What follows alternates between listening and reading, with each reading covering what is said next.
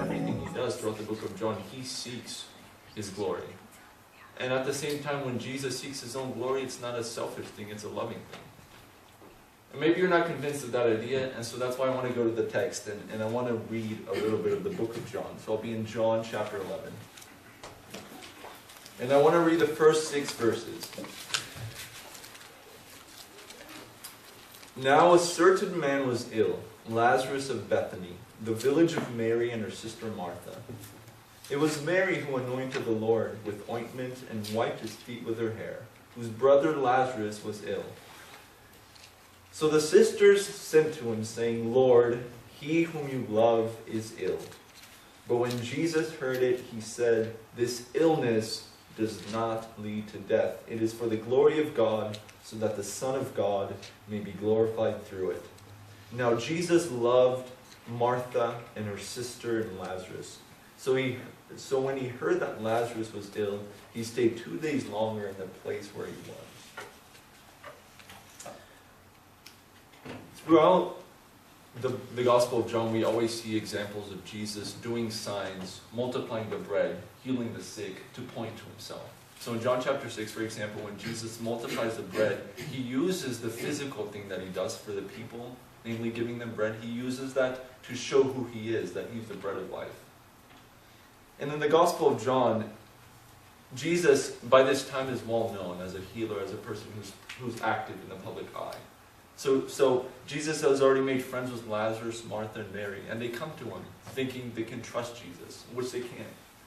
And they say to him, Jesus, we know you have power. Come heal your friend Lazarus, because Lazarus is dying. And I think Jesus is being the most loving he can be in this verse, in this chapter, in this passage that I read. Because instead of going to instantly heal Lazarus, or to speak a word and heal Lazarus, Jesus considers it worthwhile. He loves them. He loves them, and he considers it worthwhile to allow Lazarus to die so that he might be seen for who he is, that he might be glorified. And so verse 4 says, this illness does not lead to death. It is for the glory of God, so that the Son of God may be glorified through it. Jesus doesn't make any bones about it. He wants to glorify himself. He wants to show people who he really is. He wants to show them the fullness of who he is. He wants people to see how awesome and worthy of their worship he is. And so he's loving. And notice verse 5. He says, now Jesus loved Martha and her sister and Lazarus. It's not Jesus that says those words. It's John. John was a disciple of Jesus. John followed Jesus everywhere he went. So John makes a deduction that says, Jesus loved them. It's not Jesus that says that. John, who sees what's going on. He's involved in the day-to-day life of the first century and the ministry of Jesus, and he says, now Jesus loved them. And the word love here is not a kind of a superficial, we love everyone because we're all Jews and we all love each other. No, the message communicates something very intimate, something that you hold them dear to your heart. They're precious to you. And just think about the ramifications of that. Jesus, who loves them, who cares for them deeply, allows Lazarus to die for the sake of his own glory. That's how he loves them. So, without further ado, I want to talk, now that I've talked about the motives of Jesus in the passage, I want to look through the text and see what Jesus does and what Jesus says to bring about his own glory. So, I want to read verses 17 through 27. It says as follows. Now when Jesus came, he found that Lazarus was ill. He found that Lazarus had already been in the tomb 4 days. Bethany was near Jerusalem, about 2 miles off. And many of the Jews had come to Martha and Mary to console them concerning their brother. So when Martha heard that Jesus was coming, she went and met him. But Mary remained seated in the house. Martha said to Jesus, Lord, and she's weeping. She says, Lord, if you had been here, my brother would not have died. But even now I know that whatever you ask from God, God will give you. Jesus said to her, your brother will rise again. Martha said to him, I know that he will rise again in the resurrection on the last day. Jesus said to her, I am the resurrection and the life. Whoever believes in me, though he die, yet shall he live. And whoever lives and believes in me will never die. Do you believe this? She said to him, Yes, Lord. I believe that you are the Christ, the Son of God, who is coming into the world. In this passage, Martha comes to Jesus and she's defeated. She doesn't see any other option. In the Jewish mindset, it's important that John includes that Lazarus had already been dead for 4 days. He doesn't say 3, and he doesn't say 2. He says Lazarus had already been dead for 4 days. What does that mean? In Jewish tradition, it was as if the body were in the grave 3 days, on the 4th day the soul left the body. And so the body would never come back from the dead, no matter what. And so, in their understanding, when Martha comes to Jesus, she comes really defeated. Because now 4 days have passed. Like, even if Jesus could have done something, which, even if Jesus could have done something, he can't do it anymore because 4 days have passed. And so she comes defeated, sorrowful, angry almost. And she bows down to Jesus and she lays the fault at his feet and says, Lord, if you had been here, my brother would not have died. Which is true. And then Jesus looks to her and says to her in a tender, caring voice. We can't think of Jesus as a stoic, kind of rigid person. In a tender, caring demeanor, he says to her, your brother will rise again. And she has this understanding of Jesus. Well, Lazarus is dead. He's going to rise eventually when God comes back and on the day of judgment. But that's not what Jesus has in mind. When he says your brother will rise again, he wants to communicate something about himself. He wants to show his glory. He wants to show his power. And so in the Gospel of John, Jesus does a physical sign to show a spiritual reality. So when he multiplies the bread, he says he's the bread of life. In the same way here, it's reversed. Jesus says something spiritual, and then he communicates it. He shows what he's saying is true by doing something physical. So he says to her, I am the resurrection and the life. Whoever believes in me, though he die, yet shall he live. And everyone who lives and believes in me shall never die. For Martha, this must have taken her breath away. For Jesus, their friend Jesus, who loved them, for Jesus to say such a statement, that I am the resurrection and the life, must have been strange almost. And hear me out. When Jesus says, I'm the resurrection and the life, he says, I have all the power in the world to not only resurrect people, but to give them life. He makes himself equal to God. He says, I have all the power in the world. There's no one that's like me in this regard. I am the one who gives life and sustains it. That's what he says. He makes a claim to be God. But I want you to realize something even more important about this passage. That when Jesus speaks of himself as the resurrection and the life, he qualifies it. He gives a little explanation about what he means by that when he's talking to Martha. And he doesn't just mean that he has the power to physically resurrect someone that's been dead for a while. He speaks that whoever believes, the one believing is the one alive, the one who sees Jesus, the one who desires him, the one who wants to make much of him in their life. They're the people that have been made alive by Jesus in the first place. And so for the Christian, in the passage that follows, in the resurrection of Lazarus, see your own story, see your own life. Because that's what Jesus communicates here. When he says, I am the resurrection and the life, whoever believes in me, the people believing are the people that have been made alive, been resurrected by Jesus. That's what he means. And we should see our own stories, that we were dead in the same way that Lazarus was dead, and Jesus, by his word, he speaks and has resurrected us from the dead, and has reconciled, like Paul said, to us in God. And so do you see what happened here? Martha has this perception of Jesus. Lord, you can only, you can heal people, you can stop them from dying. And Jesus blows away any limitation she has of him and says, no. He communicates, no, I can't. Of course I can stop people from dying, but I can also bring back the dead. Which in her mind only God can do. So he makes himself equal. He makes himself God here, and he glorifies himself. He shows himself for who he is in the passage. He says, that's me, I'm God. And at the same time, keep in mind what happened in John 11. He says that Jesus loved Mary and Martha. This is how he loves them, by showing of himself, by telling them who he is, by making known what he's about, why he came in the world. And that's to resurrect sinners and to save sinners. I want to read to you a passage that is from the book of Colossians that Paul sort of mentioned in passing. He said, in Colossians chapter 1, verses 17 through 18, it says that it talks about Jesus, about the place that Jesus has in the running of the world, our lives, the universe, human society, all things. And it says, and he is before all things, and in him all things hold together. And he is the head of the body, the church. He is the beginning, the firstborn from the dead, that in everything he might be preeminent. Preeminent is a big word that really means that Jesus was this universe, people, all people everywhere, children, the trees and stars and galaxies and planets and oceans were made for Jesus to be the first place in all things, to be seen as the one who gives it, who made it. And all the glory that we see around us, when we look at the stars, those stars are meant for us for our hearts and our minds to look to Jesus and to see him in all those things. That he's made it. Everything was made for him.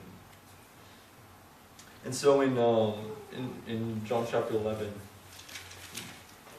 I want to go to verses 31 through 37 because I want to address a very important text.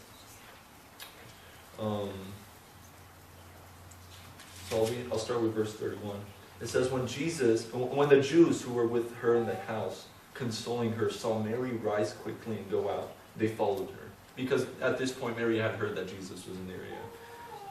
They followed her, supposing that she was going to the tomb to weep there.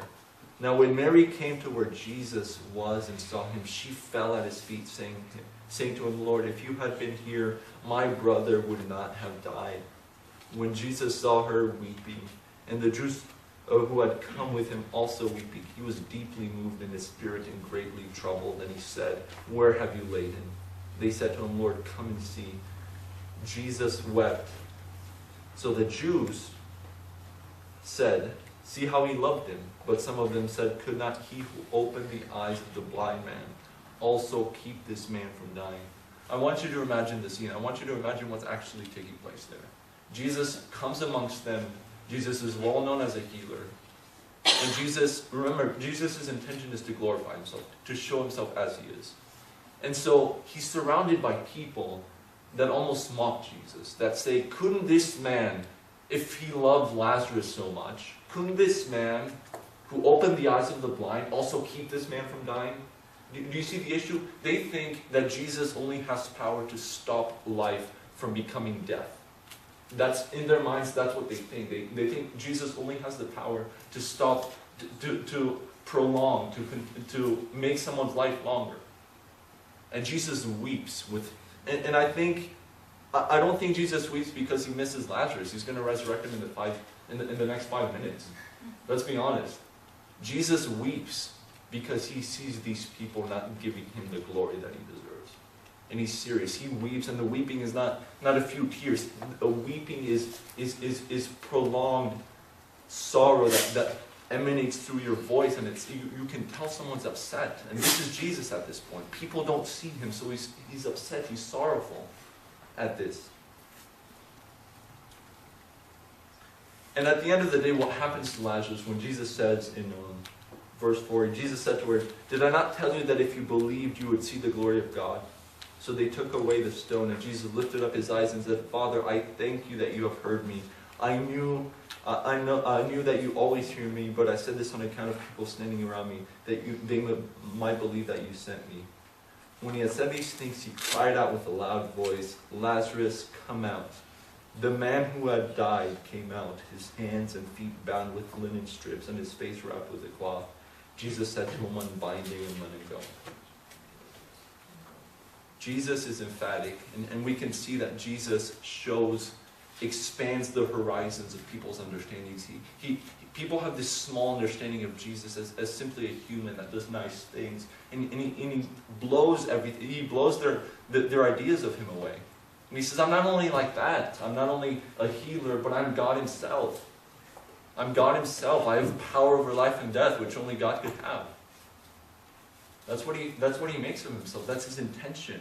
And at the same time, please remember that this is how Jesus loved Mary, Martha, and their brother Lazarus. By showing them who he is. By making much of himself. By them coming to know who he is in the fullness of what it means to know him. And that's what it means to be a Christian. That a Christian is someone in whose life Jesus glorifies himself. Martha and Mary and Lazarus lost a sibling. And Jesus used that as an occasion to glorify himself. To show himself as he is, to show the qualities and intricacies and character of the life he's lived and the person that he is. And so my question for you is, if you belong to him, Jesus will glorify himself. He will glorify himself. Through the pain and the sorrow and the loss, Jesus, if we belong to him, will make much of himself in our affections. That's guaranteed for the Christian. There's no and, or, because, or whatever have you. This is a guarantee. That to know him is to know and walk with him in a greater and greater way. I want to just think about the word glory. We live in an age where for someone to be glorious, to do something glorious, we think of bright lights and something very, grandiose buildings and beautiful stars. Those things are glorious in a sense. But the glory in its fullest sense, in the fullness of the word, is something that can be found not in things, but in a person, in the person of God. So when Jesus seeks his own glory, he wants to show who he is. When he's in the garden in John 17, he says the following thing. He says, when Jesus had spoken these words, he lifted up his eyes to heaven and said, Father, the hour has come. Glorify your Son, that the Son may glorify you. Do you see what's happening? That when Jesus goes to the cross, he is shamed in the eyes of people, but at the same time, Jesus goes to the cross. He's being glorified in that moment. He's being seen as he is. His glory shines forth that he is a God who cares about fallen sinners and calls them to himself. He pleads with God to give him the glory, so that Jesus can glorify God back. This is the glory of our God. We glory in the suffering of our God. That our God died, that your God died, and that's a glorious thing for us. That he suffered. Because in his death we now see him as he is. That he's a God who's kind and merciful towards the people undeserving. And towards the people ill-deserving. In the book of John talks about the world not in a nice, broad perspective that there's a lot of people in it. He talks about the world, that the light has come into the world. And what he wants to capture in that statement is that the world is fallen, wicked people who have no love or affection for their God. That's what John wants to capture. And this is the people before whom Jesus glorifies himself. And this is the people who Jesus shows himself to. And what's the reaction of most of the Jews? In the next section, people and the Pharisees and the Jews plot to kill Lazarus and Jesus. They make plans because they hate it. They hate it. They hate what he did. They see him as a threat. And so they want to kill him. And they want to kill them. Why? Because that's the kind of people we are if we're not believers. We're people that when exposed to the fullness of our God, when we're exposed to who he is, we're not on the fence about how we feel about him. Because for the person that's not a believer to glimpse at Jesus and to say, I love him, but your life gives no evidence, you love him for the wrong reasons. You love him for the wrong reasons. Jesus demands our affections and demands everything about us. And the reality is the only way that we can taste of what he is and who he is and the awesomeness of our God, the only way we can truly taste that, if we've been raised from the dead spiritually.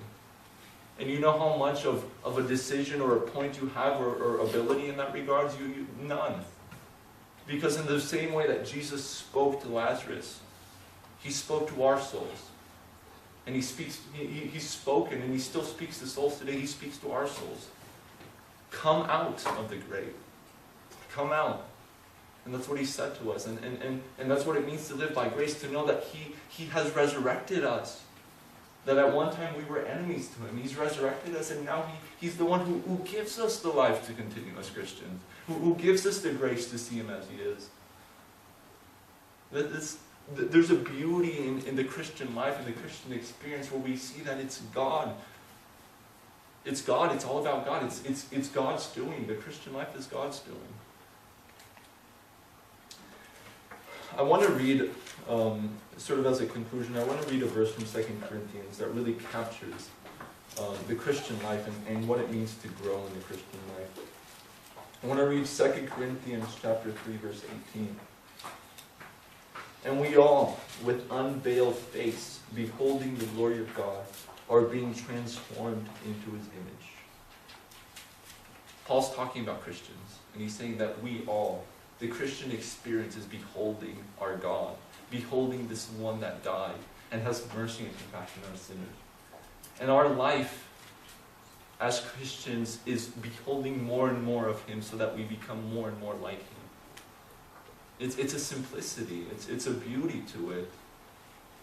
You know, for me as a Christian, it's this, sometimes I can't even think about and truly process what it means that I now have the privilege to see him, to enjoy him, to admire him, to taste of the goodness that he is. But it's true, and this is the way, and in God's mercy, this is the way he works in the world. And I think more than anything, that should be a means of thanking him and gratitude for who he is, that he saves and continues to save, and he's glorious. And God is about the work of reconciling people to himself, and that's why we're here. Amen. Amen.